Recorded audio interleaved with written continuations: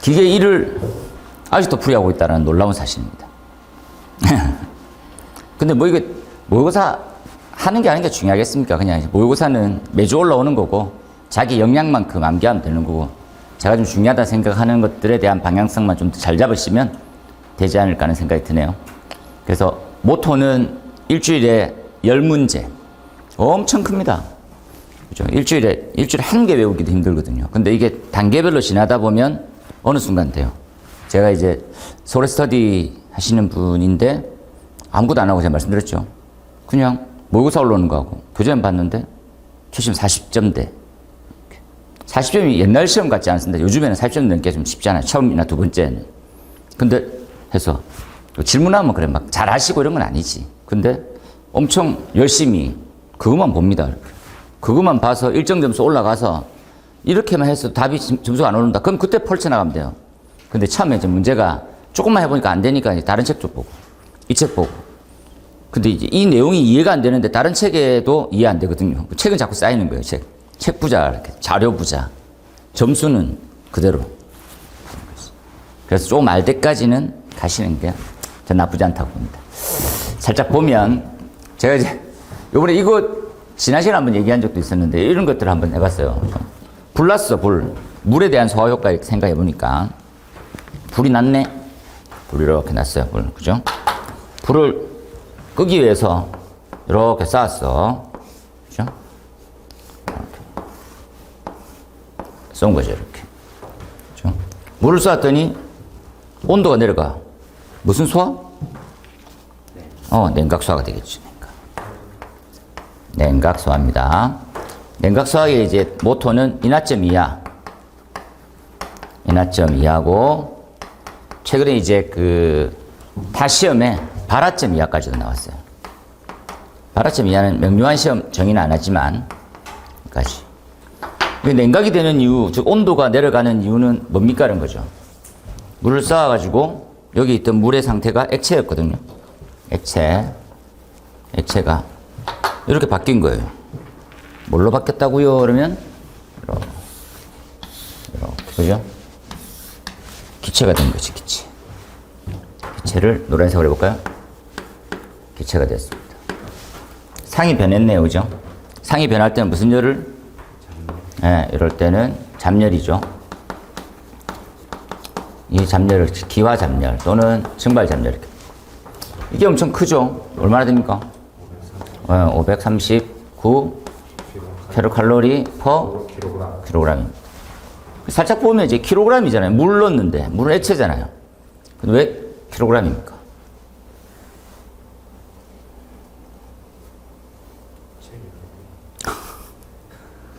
교재가 잘못됐네요. 그러면 리터당 이렇게 안 하고 왜 킬로그램일까요?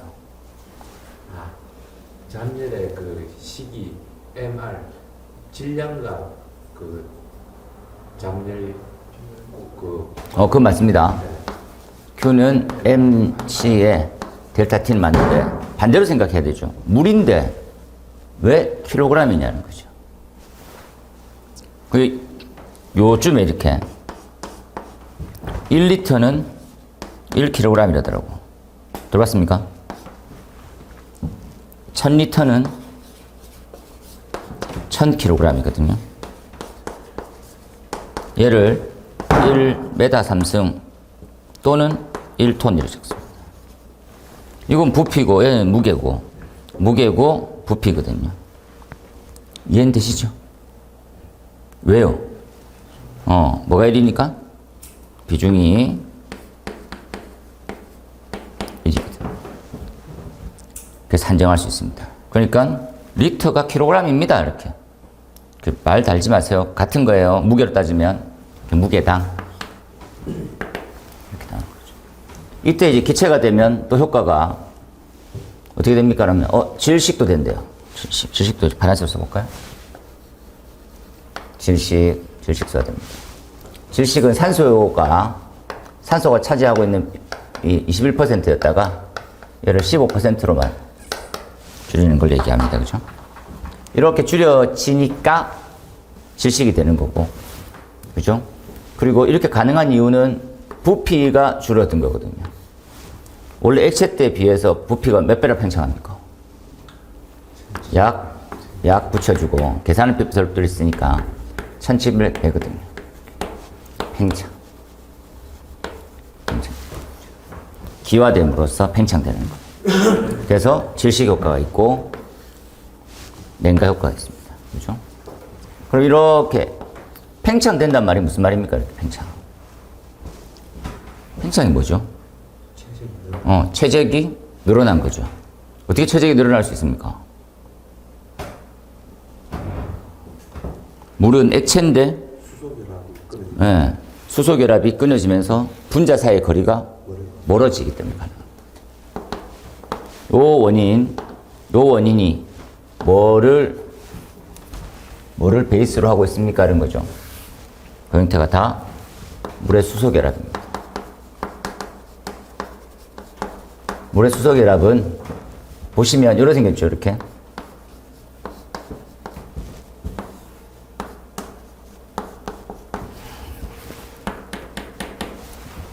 이 결합이죠, 이 결합. 이 결합이 많이 모여있으면 고밀도가 되고 고체고요. 얼음. 떨어지면 떨어질수록 기체가 돼서, 잘 이해하셔야 되는 거죠. 수소결합에 대한 특징. 이 결합력이 얼마나 튼튼하에 따라서 열을 흡수시켜서 사이를 이렇게, 요 결합이라고 하는 게 말이 결합이지, 인력입니다, 인력. 분자 간의 인력을 이 자체 에너지를 더 강화시켜가지고 떨어져 나가게 만드는 겁니다. 구속이 많이 돼 있다가 내가 이제 막 내 힘이 생기니까 됐어 다 필요 없어 떨어져 나가는 거죠. 물리적 선으로 연결된 게 아니죠. 마찬가지입니다. 돌고 있다 이렇게 연결되죠. 인력으로 해서 이렇게 돌고 있는 선이죠. 수소결합을 잘 이해하시고 그러면 이때는 떨어져 나가면 요만큼이 물 분자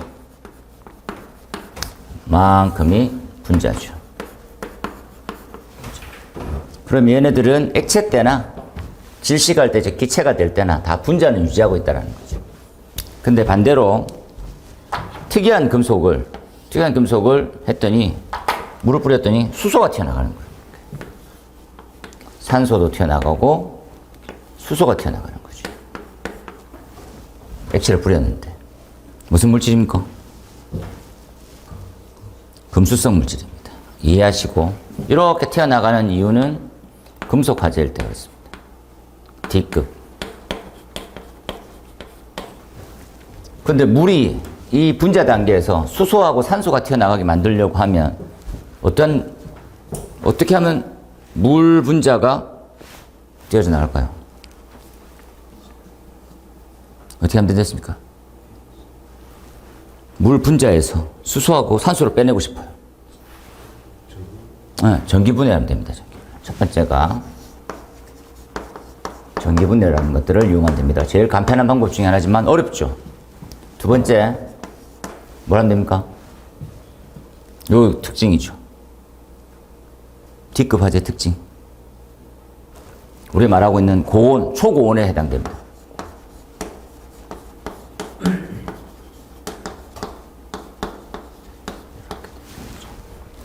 엄청 고온이어만 문제가 생기는 겁니다. 그러니까 일반적으로 화재가 1200도, 1100도, 1200도를 넘지 않아요. 가스 화재도 그렇거든요. 목재도 한 1300도가 맥스지 안 올라가. 근데 1500도 이상에 한 2000도까지 올라가면 그냥 물은 진짜로 분자 구조가 깨질 정도가 됩니다. 전혀 다른 거죠.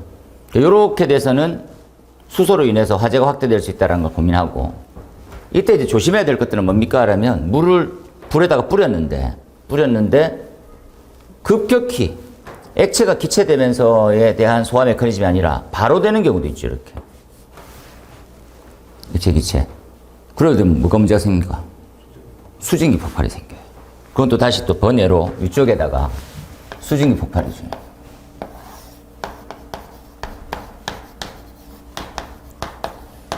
수증기 폭발은 액체가 급격한 기화로 인해서 부피 팽창으로 터져나가는 거거든요.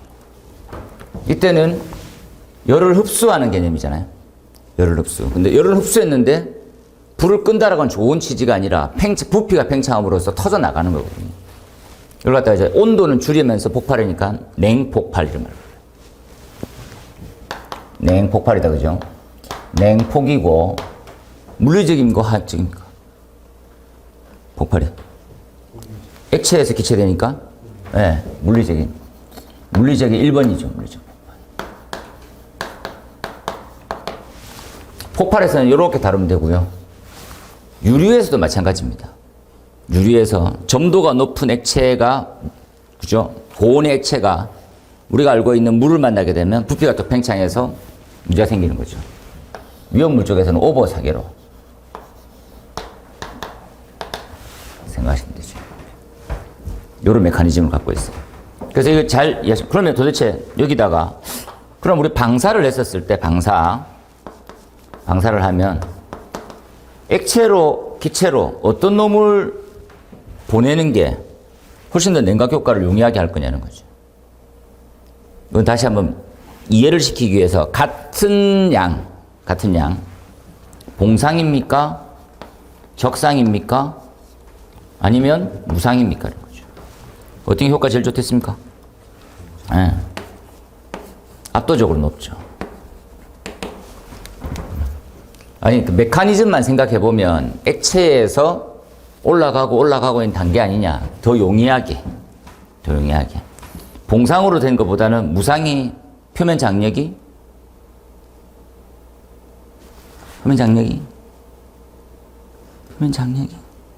작아져 있습니다. 표면 장력이 작다는 말은 응집이 낮죠. 그래서 더 쉽게 증발을 하는 역할이 더 용이해지는 겁니다. 네, 높여놨죠. 네, 높이도 낮고, 그리고 얘가 메커니즘이 액체에서 기체되는 형태가 순수 소화효과거든요. 소화효과는 이거밖에 이용 못해요. 기껏 해봐야 상온에 20도에 있는 물을 100도씩 끌어올린다 해서 80kcal밖에 안 되거든요. 근데 이건 몇 배입니까, 지금 벌써? 한 7배 정도 높거든요. 이것만 순수하게 이용한다 생각하시면 돼요. 아까 썼던 요 공식으로 우리가 알고 있던 Q는 M, C의 델타 T하고, 그리고 아예 잡열로 되어 있는 거. 이게 이제 진짜 소화효과거든요. 그래서 요 부분에 여러 결로 물을 수 있습니다. 그죠? 그리고 액체는 마찬가지로 수소 결합을 하고, 결합력이 튼튼함으로써 응집이란다. 압축이 잘 안 되거든요. 그 물색의 특징입니다. 그 압축이 안 되니까 방사가 용이하고, 우리가 말하고 있는 송압이 되는 거거든요. 그런 유들 정리하시고, 등등등이었습니다. 이런 것들 한번 쭉 개념적으로 알고 있지만 더 잘 알고 있는. 그리고 여기는 우리가 다시 생각해보면 물은 다 똑같은 성질인데 말을 자꾸 바꾸는 거죠. 표면 장력은 높아요, 낮아요? 엄청 높습니다. 물만 딱 보면. 물의 표면 장력 얼마나 됩니까? 72에 다인이라는 말을 쓰거든요. 다인. 뉴턴이면 메타일 텐데, 다인은 10에 마이너스 2승이 들어가져 있는 개념으로 생각하시면 됩니다. 편하게. 4승이 들어가겠네요. 엄청 작은 힘이라는 거죠. 이렇게. 표면 장력은 응집이거든요, 응집입니다. 응집, 고밀 이렇게 돼 있다 보니까 비중이 엄청 높은 편이에요. 그래서 얘네들은 걸어가면 비중이 얼마 됩니까, 비중은? 물의 비중은 1입니다, 1. 비열도?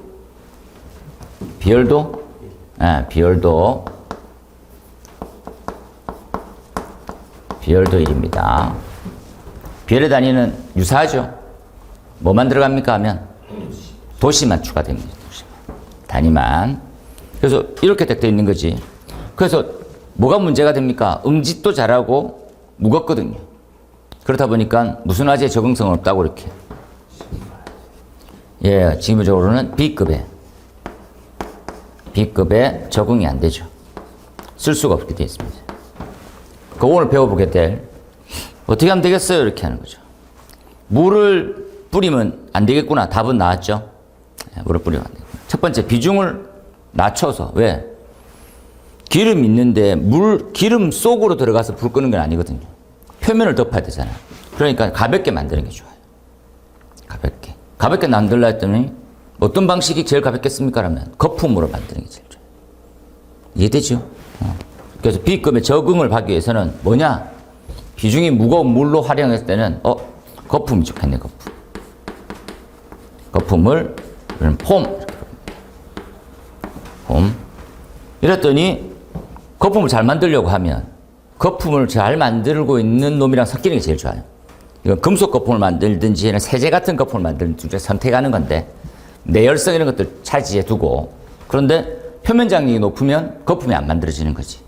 표면 장력도 낮추는 겁니다. 이해되시죠? 표면 장력 얼마나 낮추랬습니까?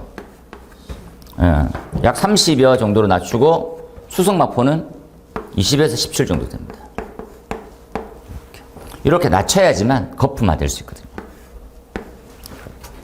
거품을 만들어가지고 야 이제 거품으로 덮으면 되는데 단점이 야 내열이 좀 안 되네.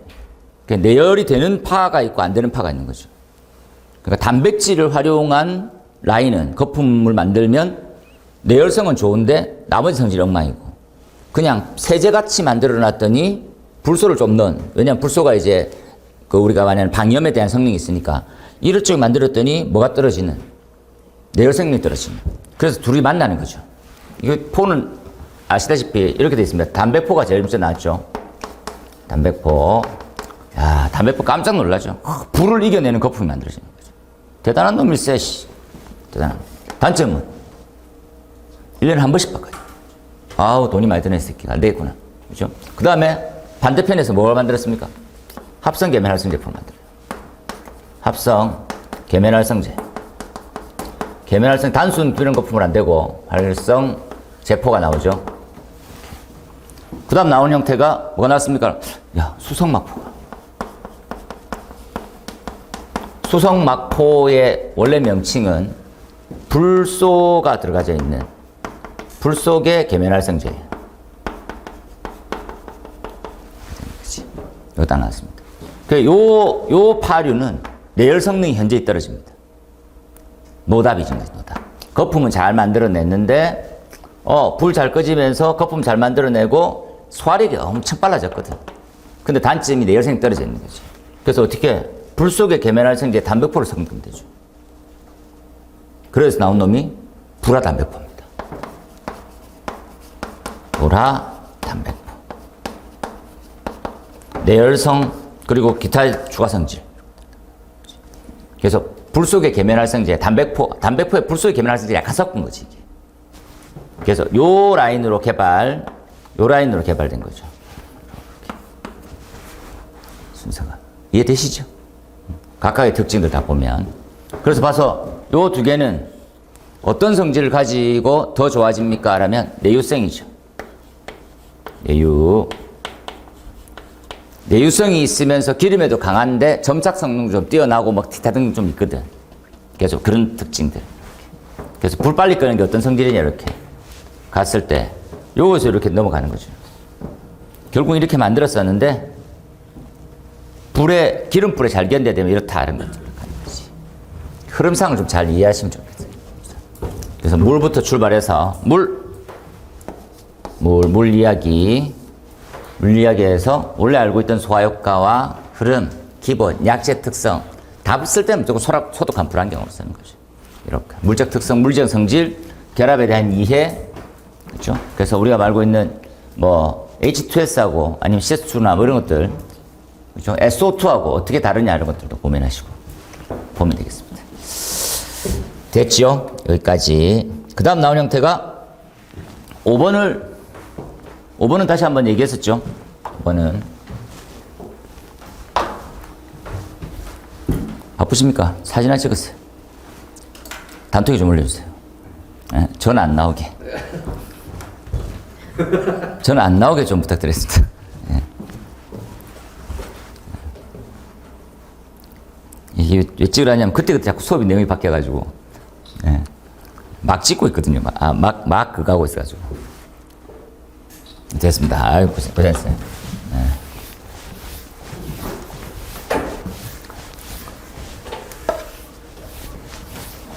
지난 시간에 한번 얘기했던 약간 복습과 똑같은 건데 5번에 한번 보시면요. 첫 출발점은 Q는 A 곱하기 V거든요. 절대 잊으시면 안 됩니다. Q는 메타 3승 퍼 세크 미터 제곱 미터 퍼 세크로 되어 있거든요. 성질이 이렇게 보면 속도와 그죠? 수두와 압력은 하나다라는 거죠. 속도와 수두와 압력은 하나다. 따져보면 속도는 수두와 어떻게 하나가 됩니까? 하면 이렇게 써주면 되죠. 하나가 됐습니다. 이해되시죠? 그 다음에 수두는 미터는 압력과도 하나다고요. 어떻게 되면 됩니까? 이렇게 해서 뭐하고 똑같습니까? 하면 이건 이번에 이렇게 적을게요. 이렇게 비중량을 압력으로 나눠주면 수두를 구할 수 있어요. 이렇게 똑같이 이렇게 넣고 2의 G에 들어가는 거죠. 감마는 뭐였습니까? 밀도와 중력과 속도를 곱한 거죠. 이렇게 날리면 그럼 우리가 흔히 알고 있던 이 공식이 됩니다. 이렇게 해서 2의 밀도 그리고 압력이 이렇게 됩니다. 이해되시겠죠? 이 압력이 밖으로 나가고 그죠? 그리고 압력은 또 뭡니까? 이렇게 나오거든요. 압력은 이 형태를 여기로 보내도 똑같이 구해집니다. 압력은 출발을 이렇게 하는 거죠. 야, 니네 이거 2개만 갖고 와봐, 시켜. 띵띵띵. 수두가 비중량과 압력이라고. 얘가 로지라고. 그럼 압력은 로, G, H가 되는 거죠. 압력 차가 훨씬 더 중요하죠, 우리는. 압력 차는 모든 같은 높이일 때는 밀도의 차이로 이제 정리되는 거거든요. 우리가 밀도의 차이, G, H가 되는 거예요. 이걸 우리는 엄청 많이 하겠죠. 왜 자꾸 이걸 많이 합니까? 라면 우리가 알고 있는 Q는 AV는 엄청 한정이에요. 조금. 실제로는 어떻게 됩니까? 위에 훨씬 더 중요한 놈들이 많지. 뭐가 들어가 있는 밀도가 같은 밀도가 달라지는 양이 있어요. 이걸 뭐라 부릅니까? 질량 유량이라 부릅니다. 이 질량 유량은 단위가 킬로그램 퍼 세크 이렇게. 엄청 중요하지. 이 아이를 우리는 원래 유체에서 제일 많이 써야 돼요. 근데 왜 자꾸 우리는 이걸만 머리에 자꾸 남느냐 하면, 야, 밀도는 같잖아. 물만 쓰잖아, 이렇게. 기술사는 물만 쓰지 않죠. 기본적으로 쓰고 있는 형태가 공기 흐름을 훨씬 더 복잡하고 어렵게 이해를 많이 해야 되거든요. 그 방법을 잘 이해해서 봐놓으셔야 됩니다. 그 다음에 추가로 나가야 될 것들은 이렇게 해서 나온 형태가 완성형이 다 모르겠고 압력만 난 쓰고 싶고 이렇게. 이때 우리가 정의되어 있는 통합적인 용어가 K팩터입니다. K팩터. 이 K팩터에 따라 가지고 방수압만 알면 유량을 아는 단순 공식이 이제 형성되는 거죠. 이게 되시지요? 이걸로 인해서 우리 뭘 할 수 있습니까? 압력의 제한을 이해하게 되죠. 감압. 이해하게 됩니다. 왜요? 20kg 밖에 안 되더라. 등등. 그래서 나오는 형태가 이렇게 바뀌면서 반동력 이렇게 바뀝니다. 반동력은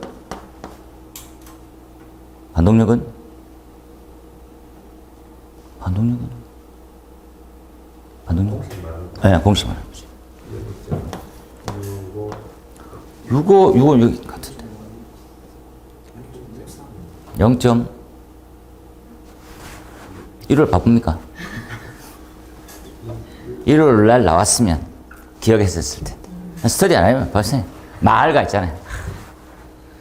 속으로 이렇게 생각할걸. 오늘만 지나면 술을 먹는다. 이랬다. 내일도 없으니 이렇게 좋아할 일입니까 지금? 좋아할 일입니까? 네. 내일하고 말은 못한다 이 새끼야. 하지만 얼마나 좋니 임마 이 새끼야. 딱 따가지고 꼭꼭꼭꼭. 근데 오늘 뭐 배웠지? 이러면서 한 잔에 5펜씩 있는. 보통 한 10잔 드시잖아요. 한 명 반은 뜻인데 이렇게 보통 얘기하는 거죠. 그랬더니 진도가 한 50페이지 나오거든요. 5페이지씩 다 날리는 거지. 심지어 10장씩도 날리니까 하나도 없이 폼에 딱 되고 0점? 보통 이쯤 얘기하면 제가 왜 이렇게 시간이 릴렉스하게 기다립니까? 찾아야 될 것 같은데 전혀 안 찾습니다. 야, 너는 떠들어라. 0점. 0이로입니까? 00이로입니까? 라고 묻는 건데 이렇게 해서 내가 찾으라고 하는 말인데 자꾸 떠올리시려고 합니다. 지난주에 술을 언제 드셨는지 다 기억하고 있기 때문에 안 떨어집니다. 반동력 아마 0.01호 같은데 안 그럴까요? 그래서 얘는 지름의 제곱 루트의 압력입니다. 이렇게. 반동력이 중요하지. 왜 중요하냐를 생각하는 거지. 그래서 얘에서 직경에 반동력은 비례를 하거든요. 그래서 직경이 커지면서 훨씬 더 커지거든요. 그래서 40mm보다 25mm가 현재의 압력이 반동력이 작은 거지. 그래서 우리가 호스릴 설비를 쓸 수 있는 그런 내용들이 나오는 거지. 아직 못 찾았습니까? 예, 시간 지났습니다. 버스 벌써 출발해서 다음 버스 지금 오고 있으니까 그때 찾으시면 됩니다. 여기까지 한번 딱 보시고 요거 유도하는 문제는 좋은 문제죠. 좋은 문제. 다시 한번 딱 해서 봐놓으시면 되겠습니다. 나와 있습니까? 예. 예. 0.0157. 예. 뒤에 제곱. 이건 뒤에 제곱에 그냥 P죠. 예. 예, P 이렇게. 요 관계를 살짝 이해하시면 훨씬 더 낫지. 여기까지 봐놓으세요. 이도 하시고.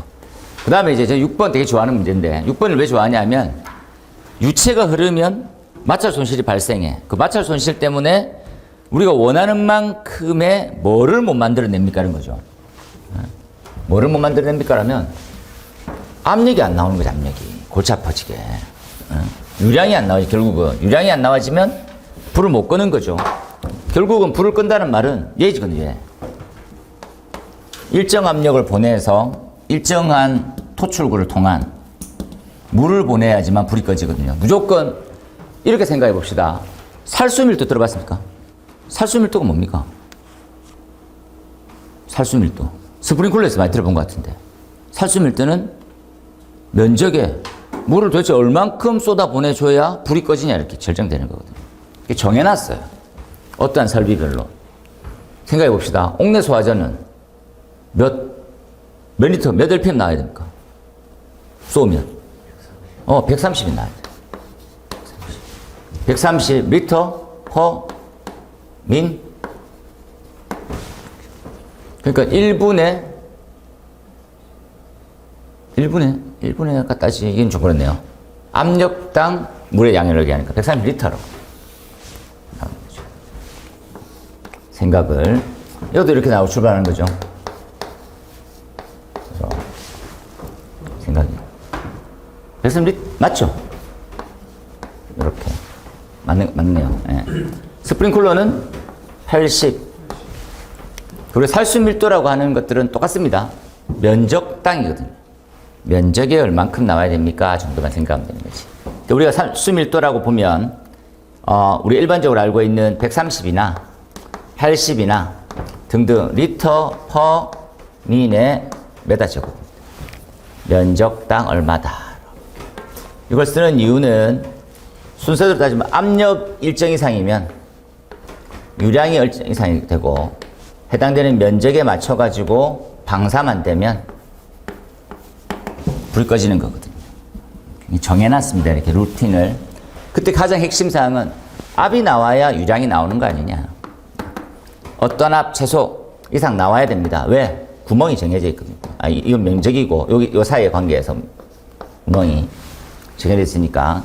그래서 일정 압력이 어떤 구멍을 통해야지만 이만큼 물이 나오는 거거든요. 그 물이 해당되는 면적당만 나오면 불은 꺼지는 거거든요. 이 메커니즘을 잘 이해하셔가지고 딱 봐야 돼요. 근데 우리가 압력을 보냈는데도 면적이 계속 바뀌는 거하고 똑같은 겁니다. 이렇게. 어떻게 계속 바뀔 거냐? 손실치까지 계속 바뀌는 거예요. 왜 그렇게 바뀌는 원인이 다양하게 뭐가 있지? 마찰이죠, 마찰. 잘. 유체의 특성도 있습니다. 유체 특성. 유체 특성부터 갖고 옵시다. 유체는 종류가 두 가지가 있어요. 이상적인 이상유체가 있고 실질적으로는 실제 유체가 있습니다. 이상유체에서는 어떤 특징을 가지고 있습니까? 뭐가 있고 뭐가 있고? 네. 얘는 압축성 없고 뭐는 없고? 네. 점성과 압축성 이렇게 생각해 볼까요? 둘 다 없습니다. 그러면 실제체는 둘 다 있는 거죠. 물은 어떻습니까? 물. 점성은 있고 압축성은 거의 없는 거죠. 우리가 이제 점성 때문에 이렇게 문제 생기는 거죠. 생각해 보면. 그래서 보내는 양만큼 원활하게 안 나오는 거죠. 그래서 우리는 계산이라는 걸 통해서 손실을 고민하게 되는 겁니다. 당대 유명하신 분들, 야, 나 점성 있는 거 발견했어. 다시 나오지만 뉴턴입니다. 점성 법칙. 야, 나 손실 연락 계산했어. 정말 유체역학의 한 획이죠. 달시 웨버님. 야, 물은 이렇게 하는 게 더 낫겠는데 내 물을 옮겨보니까 하젠 윌리엄스. 되겠죠? 다 알고 계시는. 여기서 손실을 딱 정리해야 됩니다. 하젠 윌리엄스에서 손실은 관로에 흘러가는, 원래 관로는 어떻게 파는 게 제일 편합니까? 이거 엄청 어렵죠? 이거 얼마나 쉽겠습니다, 이렇게. 원래 수로는 이렇게 생겼거든. 원은 불가능에 가까웠습니다, 과거에는. 이렇게 삽 한 번 하면 물길이 생기는 거지. 이거 하고, 야, 이건 추정이었습니다, 추정. 이해됩니까? 그래서 이걸로 이렇게 넘어가고 있는 형태가 만들어진 식이에요. 차지식이라고. 차지식. 우리 시험에 안 나옵니다. 62회 때 나왔습니다. 우린 지금 135회를 바라보고 있는데 과거에 나왔던 거예요. 그때 알게 되는 것들은 뭡니까? 야, 이렇게 흘러가는 거하고 정사각형과 원형은 각각 어떻게 달라져? 구별해봐줘. 이렇게. 압력은 똑같이 흘러가는데 그죠? 왜 어떻게 흘러갈까? 면적은 동일하다고 생각하면 뭐가 바뀌어? 그죠? 그때 알게 되는 거야. 야, 넣자. 조도개수입니다. 조도개수. 준하계는 야, 손실을 가늠할 수 있는 자를 넣는 거죠. 그 다음에 다시 해보는요. 관마찰 계수를 넣는 거죠. 이 형태도 다 배경은 Q는 AV부터 가져와서 정리하는 거죠. 요렇게 생겼죠, 이렇게. 맞습니까? 같지는 않고 비례한다 생각하시면 되죠. 예. 얘가 약 2승 1.85 이렇게 됩니다. 생각이 중요하죠. 가져와야 되는 식. 이런 걸 잘하고 했어야 우리가 뭐라고 부릅니까? 야, 공부 좀 했네. 내공이 좀 있어. 이런 말을 하는 거예요. 화자녀 기준 잘 외우면 내공이 있으면 얘기 안 합니다. 뭡니까? 아, 공부 하나도 안 하고 졸라 외웠네. 약간 무시하는 거죠. 그렇다 보니까 관리사 시험이 약간 내공이 있게 시험에 나오지 않고 구석구석 외워야 되는 걸로. 그렇다 보니까 관리사 시험이 내공 있게는 얘기 안 하고 아, 너무 시험 개판이라 이렇게 해서 얘기하는 거지. 너무 구석구석 암기만 자꾸 출제한 사람들도 이해는 해야 되지. 이렇게 구하면 됩니다. 알아볼게요. 그 다음 나온 형태가 유동 동그라미 딱 치고 유동을 딱 동그라미 치면 유동이라는 거는 멈춰있단 말입니까? 이동한단 말입니까? 이동하는 거지. 이동할 때만 생기는 거죠. 동압에 생길 때 일반적으로 동압은 얼만큼의 동압을 한번 써보세요. 베르누이라는 사람이 딱 나오는 거죠. 야, 내가 설명해 줄게. 베르누이나 압력은 세 가지가 있더라는 거지. 압력은 그렇죠? 뭐가 있습니까? 멈춰져 있는 정압이 있고 그 다음에 움직이는 동압이 있고 위치압이 있다고 그랬죠. 위치압까지 계산하면 이제 엄청 힘들어져. 이건 내가 대신 빼줄게. 왜? 전과 후가 동일하다고 생각하고. 그러면 압력의 전체 전압은 멈췄을 때와 움직일 때 합력이랑 같은 거죠. 압력의 합. 그러면 생각해 봅시다. 멈춰졌을 때 압은 고정이라고 두면 동압의 움직임에 따라서 합하는 거니까 정압도 바뀌게 되겠네요. 이해되시죠? 그래서 얘가 어떻게 바뀝니까? 라는 거죠. 고민해 본 거죠. 그래서 정압은 공식 어떻게 됩니까? 수도로 보면 수도로 다시 수도로 미터로 뭐 분의 뭐 아까 했죠? 예, 감마분의 압력 예, 이지분의 V의 제곱입니다. 엄청 중요하죠. 여기서부터 출발합니다. 여기서 출발했었을 때 실제로 저거 어떻게 식으로 구합니까? 동압은 이렇게 압력에 대해서 압력을 집어넣고 면적을 산정해서 집어넣으면 되겠죠. 그래서 슉슉슉슉슉 구해볼 거지. 동압에 대해서 한번 이해를 잘 하세요. 그래서 이해를 하시는 분은 어떻게 손실치를 가져왔어요? 손실치. 관마찰 개수. 예, D분의 L 이지분의 V제곱. 그럼 이걸 하나의 상수로 봐서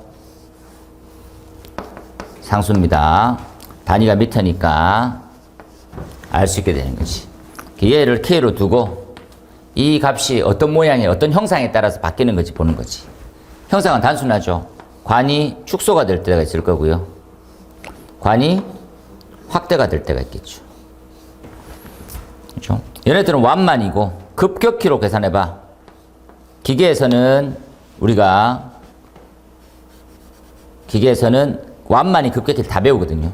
근데 우리는 급격히만 해요. 왜? 짜치거든. 농담이 아닙니다. 이 지금 각도를 다 계산해요, 걔네들은. 기계애들은. 그러니까 이 꺾인 각도 있죠. 이 확대를 시켜보면 관 축소된다고 생각합시다. 우리는 이렇게 축소거든. 걔네들은 각도를 다 계산해요, 이렇게. 그게 기계애들. 기공이 원래 약간 천재들이 좀 가는 게 바람직해요. 얘네들 뭐 물리는 기본이고 역학이라고 하는 그 끝없는 바다를 하는 놈들이죠. 우리는 이런 걸 주면 기사 포기할 사람 많습니다. 이런 쪽에 문제가 많이 나오면. 우리는 딱 두 가지만 보는 거죠. 야, 쉬어, 이 새끼야. 90도야. 따지지 마.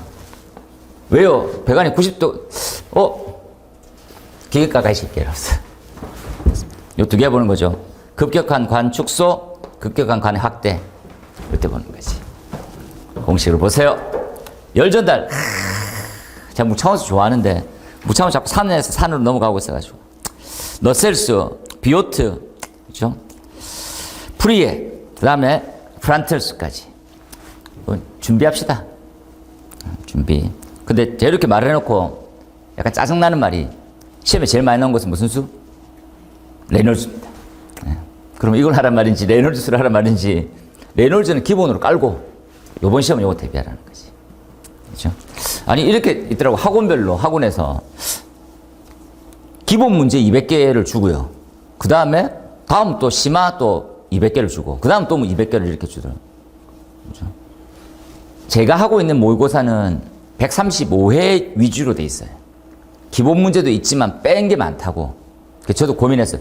그냥 기본 문제를 먼저 만들고 그걸 먼저 하라고 그것만 하면 된다고 얘기를 해야지만 낚시가 잘 되려나 생각하고 있는 중입니다. 그래서 우리 학원 기본 문제 200개를 엄선해서 다음 시간에 드릴 테니까 그거는 무조건 하고 가야 됩니다. 아시겠죠? 자꾸 오늘 뭐 드실까 생각하지 마시고 오늘 했어요. 운동 끝났구나. 지금 벌써 드시고 계시는 건 아니고 설명하고 있는 저거 웃으셔. 한 잔 들어갔을 때 그 표정이 동일하시더라고. 그렇습니다. 오케이. 무차원수, 그 다음에 설치 재료 장소, 적응성 있습니다. 문제로 쓱쓱쓱 봅시다. 다시 한번 말했으니까.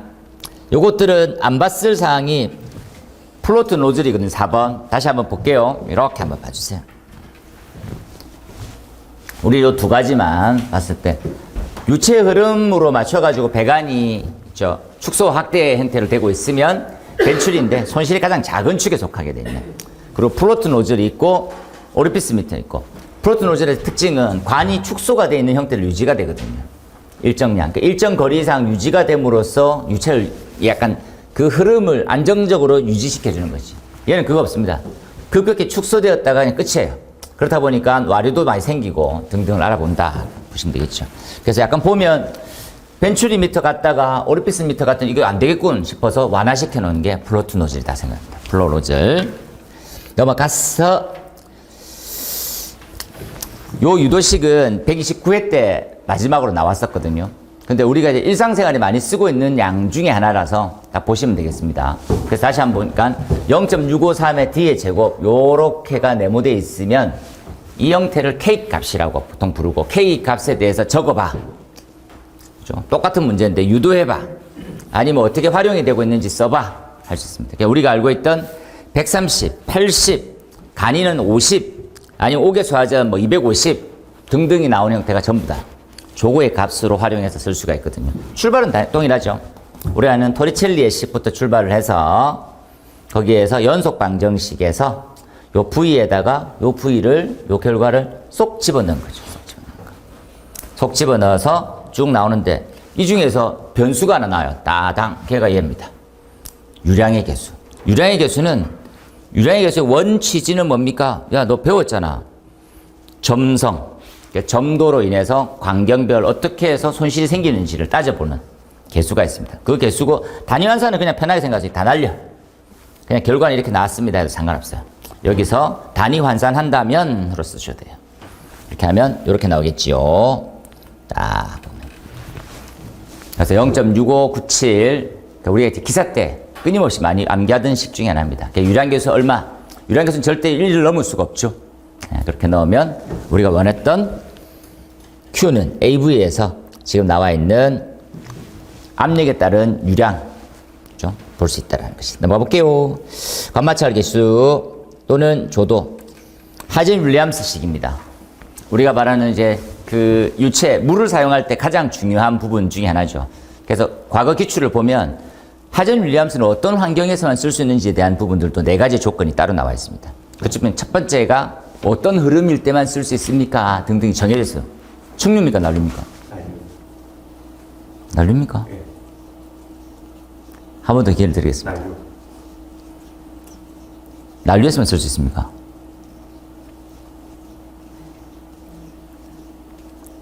난류에서만? 아, 난류랍니다.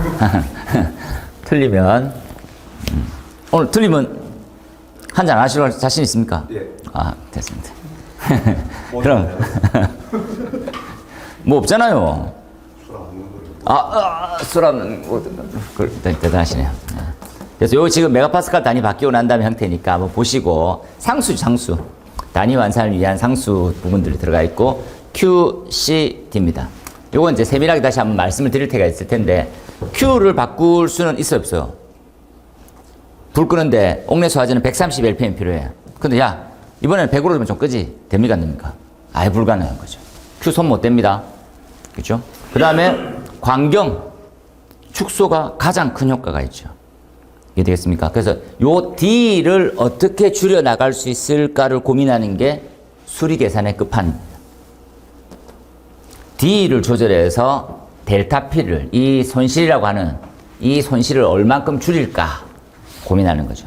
그래서 우리가 지금 얘기하고 있는 5넷이나 하는 것들이 가장 원식이 Q 값에 대한 유동적 변화, 1개일 때, 2개일 때, 3개일 때 이렇게 변화에 요걸 어떻게 조절할 거냐는 거죠. 요거에 지금 직경에 대한 변화가 유속의 변화를 갖고 오거든요.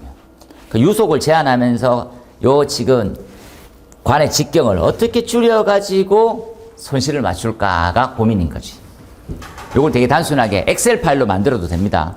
하지만 성능주 설계 때 위원들은 엑셀 파일로 만들어 놓은 이게 알짝거리는 거 되게 싫어하거든. 그래서 야, 돈 주고 해와. 파이프넷. 근데 파이프넷이나 엑셀 파일의 프로그램이랑 통일해요. 똑같아. 그런데 뽀대가 안 나서 나쁜 말로 하면 싫어합니다. 그렇죠? 파이프넷 막 하잖아요. 개요 뭐 영국에서 시작되는 그거 비쌉니다. 이 편지는. 그 나는 파이프넷을 왜 쓰는지 잘 모르겠어. 막말로 얘기하면. 저도 파이프넷을 받기를 원합니다. 그렇죠? 엑셀 파일 틀린지 내가 보기 힘들거든. 근데 파일 플랫에서는 프로그램이 정해져 있단 말이지. 그것도 변수 조작하기 편하긴 하지. 그렇게 돼 있고. 그 다음에 관련돼 있는 식이 달시 웨버입니다. 달시 바이스 바흐가 원래 바른 말인데 달시 웨버에 나와 있는 형태가 요 식이죠. 썼던 관마찰 개수는 직경과 관길이. 생각해보면 동합은 일정하다 얘기합시다. 동합은 속도 흐름 무조건 몇 이하 느리게 정리합시다 라고 하면 뭐에 따라 가지고 오는 거죠.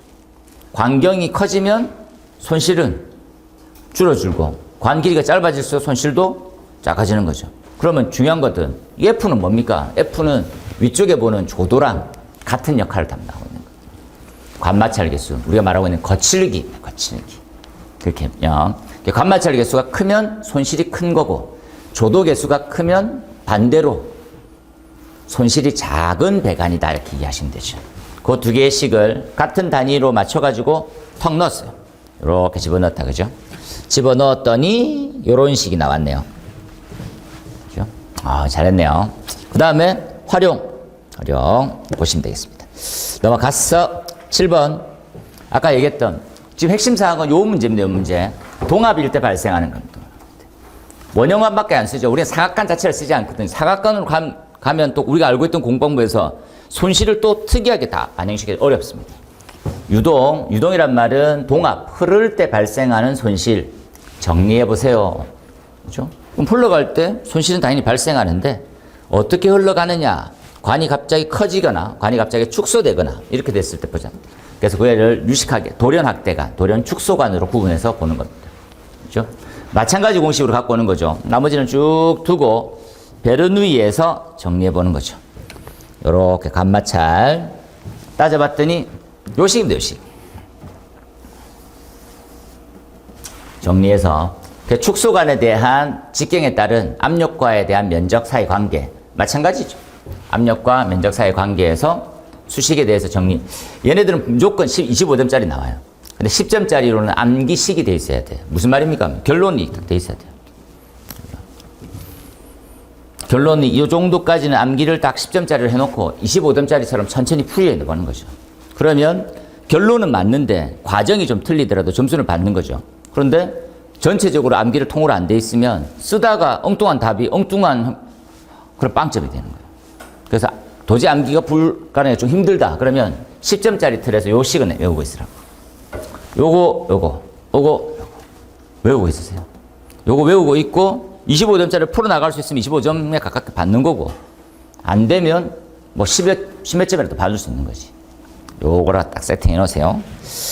핵심 사항은 뭡니까? 라면 역할은 동일한 관이라는 것들을 알 수 있어요. 뭡니까? 얘는 굵다가 관이 크고 있다가 축소가 되어 있는 관인데 축소면 굉장히 갑자기 유리의 흐름상 요렇게 흘러가죠. 이렇게 제가 그려보면 요렇게 됩니다. 요렇게 그죠? 요렇게 흘러가는 흐름이 생기죠. 요렇게 흘러가는. 이때 가장 관경이 축소되는 부위가 생기죠. 10점짜리 나왔던 뭐라 부르나요? 네, 베나 콘트랙트라 부릅니다. 여기가 유속이 최대치가 되는 지점이죠. 여기를 기준점으로 해서 그 다음에 관과의 관계를 구하면 같은 말이란 말이지. 여기가 바인 관경의 가장 축소 지점이라고 보고 확대까지에 대한 흐름이거든요. 이렇게. 요 관계랑 요 관계가 같습니다. 그래서 요것들은 나머지는 내가 모르겠다 없애도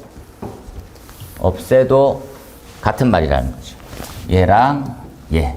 그럼 결론도 유사해집니다. 요렇게 유사해집니다. 그렇죠? 요 부분만 계산하는 거다. 요 부분만 계산하는 거예요. 그래서 요거 지금 기본적으로 확대간을 기본 베이스로 하고 뭐가 어떻게 조금 바뀌는지만 이해하시면 돼요. 그렇죠? 그걸로 보시면 되겠고 다음 페이지에 제가 열 전달에 관련되어 있는 무차원수. 제가 무차원수는 다시 말하지만 넘을 수 없는 영역에 가깝습니다. 우리 소방에서 쓰고 있는 게 한 11개에서 12개 사이 정도 되고요. 그리고 기계 쪽에서 쓰면 한 40개, 50개 됩니다. 무차원수를 파고 싶다라고 생각은 절대 하시면 안 된다고 제가 말씀드렸고, 그리고 흐름에 따라서 기본 베이스가 되는 레이놀즈 수는 알고 가시면 좋죠. 그리고 시험에 가장 많이 나왔던 거 3종 세트가 있는데 그 아이가 너셀, 프란틀, 레이놀즈였습니다. 요 두 식은 기본으로 갖고 하고 최근의 흐름에서 약간 좀 언급되고 있는 게 열 전달 관련. 열 전달 중에서 복사는 단순하게 생각했을 때 레이놀즈 그 무차원수가 쓰고 있는 것들이 잘 없어요. 그런데 대표적인 예가 전도하고 대류는 적용되는 무차원수가 꽤 있거든요. 그 중에서 잘 나오는 부분들을 이해하는 거지. 너셀과 비오투스입니다. 원래 이제 전도가 그리고 대류가 이렇게 적용하더라. 물질에 적용했었을 때는 비오투스를 확인하는 거죠. 표면적으로 흘러가는 대류가 물질 내부에 전도하고 어떤 관계가 되는지, 표면에 흘러가는 놈이 물질 내부의 전도로 어떤 영향을 주는지. 약간 무차원수는 뭐를 보는 겁니까? 경향을 보는 거예요. 경향. 이 흐름이 뭐다? 이런 거지. 예를 들어서 이런 겁니다. 레놀즈를 제일 쉽게 예를 많이 드는데 이런 거죠. 이렇게 흘러가. 이 흐름은 그죠? 충류다. 난류다. 난류다. 이렇게 딱 정의 내려버려요. 그 누가 왜? 물어봤어. 그랬더니, 그냥 보기에 그래. 이러면 안 되는 거지. 이해되겠습니까? 왜? 내가 보기에 여기는 이렇게 하는 거죠. 관성력하고, 흐르기 위한 관성력하고, 흘러가는 데 대한 장애인 점성력이, 관계가, 관성력이 점성력보다 완전히 커 보이더라. 그건 또 뭐야, 새끼야? 관성력이 구하는 공식이 뭐, 점성력이 뭐. 그래서 나오게 된 수치를 레이놀즈라 부르는 겁니다. 이해되시지요? 그러니까 두 힘의 관계가 어떻다라는 것들을 알려주는 그 형태를 무차원수라고 봐요. 두 에너지, 두 흐름, 두 물성, 두 특성치가 분모 분자가 같은 차원을 갖고 있죠. 그러니까 단위가 없어지는 거지. 그래서 무차원수라고 부릅니다. 대표적인 예가 우리는 흐름이 가장 중요하다. 그래서 레이놀즈가 가장 중요해. 그래서 기체의 흐름일 때는 4000보다 크면 난류, 2100 또는 2300보다 작아지면 충류 흐름이고, 그 사이에 급격히 변하고 있는 부분, 완만이든 급격히 변하는 형태를 전이 또는 천이 영역이라고 불러요. 그런 내용들이 나와 있는 거지. 마찬가지입니다. 표면에서 대류와 내부의 전도에 대한 관계. 만약에 이제 지금 비오투수가 1보다 크면 표면에 흐르는 에너지, 표면에 흐르는 값이 내부보다 크다. 이 흐름의 이 과정, 이 상황은 대류적인 거에 영향을 더 많이 받고 있다. 그런 거 알려고 하는 거지. 그 등등입니다. 그렇게 보시면 되겠죠. 나머지. 9번 설치 제외. 이것들은 딱 한 키를 꽂혀서 보시면 됩니다. 왜 지금 쓰고 있는 것 ESFR 물일 때 왜 못 써? 그죠? 물은 우리가 이제 ESFR이라고 생각하는 것들은 조기에 감지하고 조기에 진압하려고 하는 특성을 가지고 있는 헤드인데 불을 못 끄는 부분이 나오고 있거든. 그 이유는 첫 번째, 비적응성에 해당되는 사료입니다. 두 번째, 타이어 두루마리, 섬유류, 섬유 제품까지는 왜 못 끌까 또 고민하는데 끝에 나와 있죠. 화염이 더 빨리 확대되는 것. 대표적인 예가 얘네들은 화재 성장 속도가 무슨 급에 가깝겠습니까? 울트라 패스트에 더 준할 정도까지 높아져요. 진짜로. 그렇죠? 빠르고. 그리고 물은 그 맞춰가지고 뿌렸는데 하부로 못 내려가요. 그 이유는 뭡니까? K 값이 크면 클수록 물의 직경은요. K 값이 크면 물의 직경은 커지겠지. 이때 K 값이 무슨 값입니까? K 팝 같은 거 생각. 그렇죠. 오리피스 크기잖아요. 그러니까 물방울 덩어리가 크단 말이지. 봉상주사급이에요. 진짜로. 느낌상. 스프링클러인데 하늘에서 물 덩어리가 떨어지는 거하고 똑같아요. 그래서 우리가 직경이 크니까 뭐도 커집니까? 표면 장력도 커져요. 표면 장력이 크면 응집도 많이 커져. 그러다 보니까 침투가 안 되지. 그래서 하부로 전달은 불가능하지. 물성을 나타내는 거지. 안 된다. 어떻게 해도. 그러면 반대로 얘기해서 두루마리 휴지나 그렇죠? 두루마리 종이나 섬유류, 섬유 제품 등을 불 끄려고 하면 무슨 약재를 집어넣으면 됩니까? 계면활성제. 계면활성제도 끌 수 있지만 기본적으로는 침투제라는 걸 있는 거죠. 계면활성 비슷합니다. 표면 장력을 낮춰가지고. 이해되시겠죠? 네, 그렇게. 그 다음 CO2. CO2의 물성들 다시 이해하라고 했었어요. 그죠? CO2는 사람이 있는데 안 돼. 그리고 오류와 삼류는 불가능. 오류, 삼류는 물성 특성상 불가능합니다. 걔네들은 메커니즘을 적어봐도 알 수 있죠. 첫 번째, 이 아이 왜 안 됩니까? 오류. CO2가 원래 소화효과가 뭐예요? 질식이지. 근데 오류 위험물은 질식이 돼야 안 돼요? 안 되지. 왜? 자기 뭐 갖고 있으니까? 산소 갖고 있으니까. 야, 안 돼. 그 다음에 얘 활성비. 엄청 활성이 빠른 놈들은 뭐 고온이거든. 그래서 CO2 들어오면 감사합니다 하고 오토를 잡아먹어버려. 안 돼. 나오고 나머지는 우리나라에만 있는 특이한. 그 다음에 마찬가지입니다. 같은 사람이 상주 요거 2개 묶어서 요거 이해되시죠? 하지만 성능 인증받은 거면 괜찮아. 이런 것들이 이제 NFP의 고된 특징이죠. 야, 니네들이 성능을 따로 인정받아와. 그럼 내가 된다고 해줄게. 이런 말이죠. 우리나라는 없고. 10번 개정 기준이 됐습니다. 암기하세요. 들어왔죠? D급 A, B, C, K급 나왔고 D급까지 나왔어요. 그러니까 우리가 지금 D급은 원래 없었고 어디에 있었습니까? KS 기준에만 경미하게 외국에 있는 기준은 카피해서 넣어놨었거든. 무슨 화재다 밖에 없고 어떻게 불 끈다 없었어. 근데 지금은 이제 불 끄는 것도 나와 있습니다. 뭡니까? D급은 뭐다? 그래서 약재 적응성이라는 것은 실험으로 통과했던 부분이 있더라는 거죠. 그래서 적응성표 아래쪽에 볼까요? 이거에 대한 정의입니다. 외국하고 조금 달라요. 그렇죠? 외국은 그냥 단순히 가연성 금속에 대한 부분만 있는데 우리는 마그네슘 합금 등이라는 샘플 예가 있어요. 마그네슘 합금 등이라는 걸 왜 넣었을까요? 왜 넣었을까요? 마그네슘 합금. 마그네슘이 D급 맞는데 왜 마그네슘 합금이라는 말을 넣었을까요?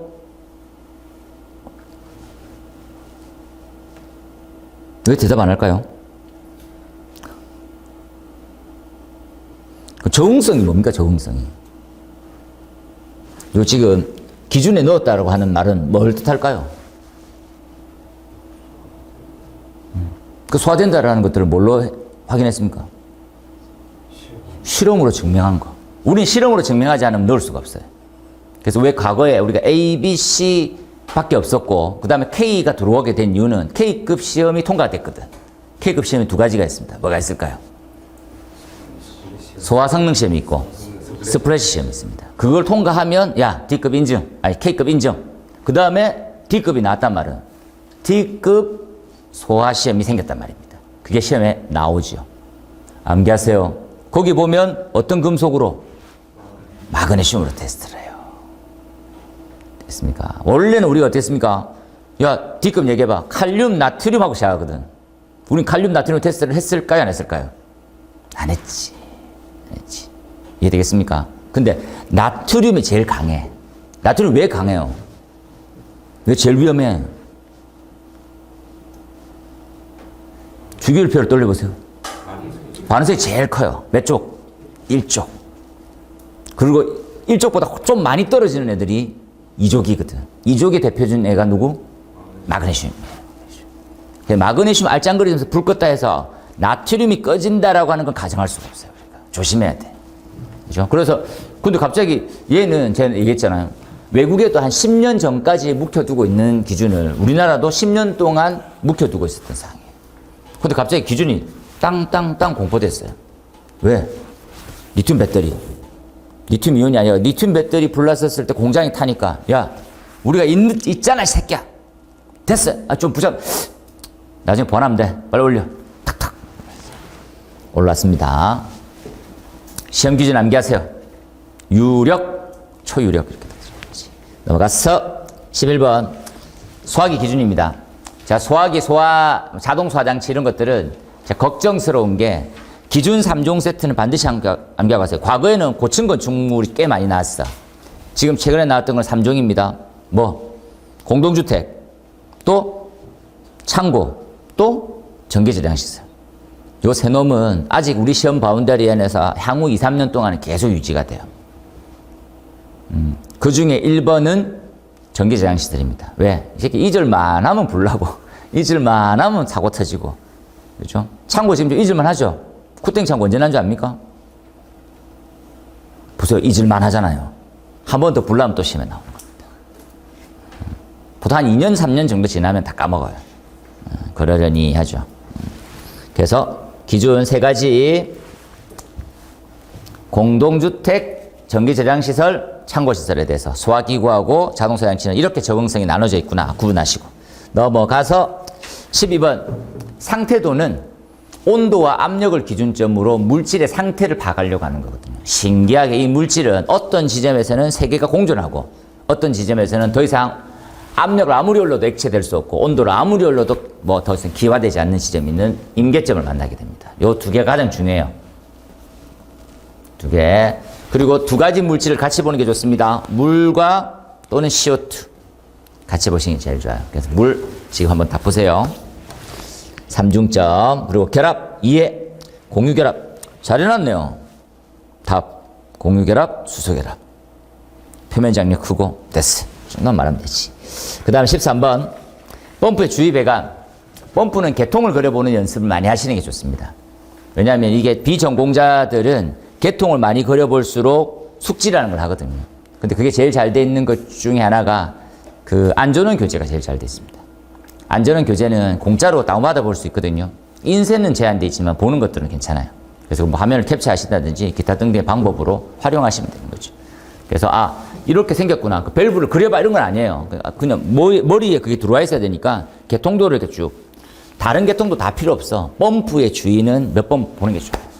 그 중에서 쓰고 있는 밸브 첫 번째 우리 소방에서는 밸브가 개폐 밸브를 쓰는데 꼭 표시형만 쓸 수 있어요. 표시형을 쓰는 것들은 안전에 대한 측면이죠. 위급사항에 바로 열려있는지 닫혀있는지 1차적으로 보는 것. 두 번째는요.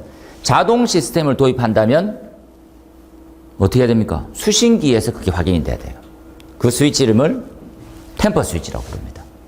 수동식이면 할 필요 없어요. 왜? 옥내수화전이면 수시로 네가 관리해 이 새끼야. 자동이면 믿고 퇴근했는데 그런데 닫혀있어. 그러면 안 된다는 거지. 그 관련되어 있는 거. 그 다음에 펌프를 보호하고 있는 것은 두 가지 놈이 있죠. 순환배관과 릴리프 밸브.